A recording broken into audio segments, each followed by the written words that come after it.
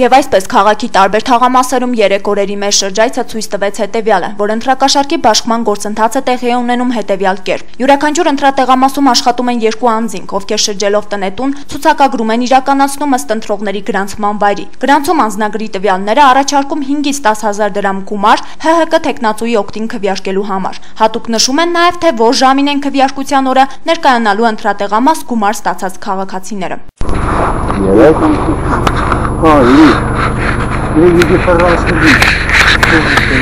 Իշկան են տվոր։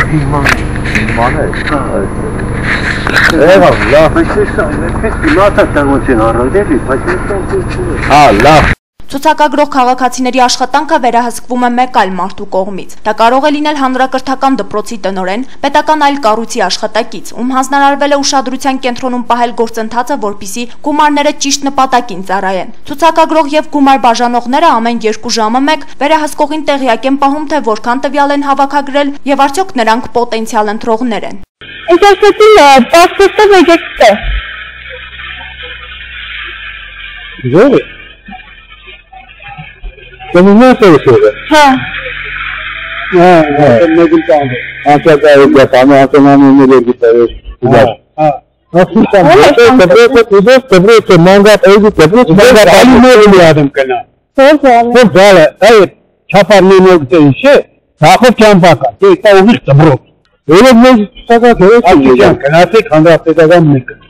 Ահա Զանգեր գալահեռուստաընկերության գրասենյակը ստացել է Խրիմյան, Հայրիկ, Սևյան, Տեքստիլ, Կոշտոյան անի թաղամասերի բնակիչներից։ Նրանք տեղեկացնում են, որ կաշառք ստանալու նպատակով երբեմն ընտրողներին անձնագրերով հրավիրում են տվյալ թաղամասի հանրակրթական դպրոց կամ նախակրթարան, որոնք առաջիկա ընտրություններում ծառայելու են որպես ընտրատեղամասեր։ Նախքան գումար ստանալը, տվյալ կառույցի տնօրենն անպայման ծանոթանում է կաշառք վերցնող քաղաքացու հետ, որպեսզի ընտրությունների օրը բոլորը պարտաճանաչ ներկայանան քվեարկության։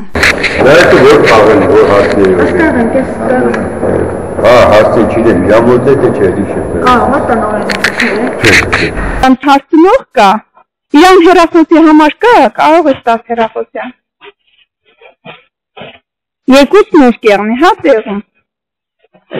Չէ, ռիպտիկը չէ, ինչ որ երկու հոգի նամաղ չկտղային իրակա հարցնեն, ես նուրսն եմ էլի խանութ եկա, սասել են ովքան կրվի։ Նայա ժողը պարն է, ես են իրեքը մանգապարն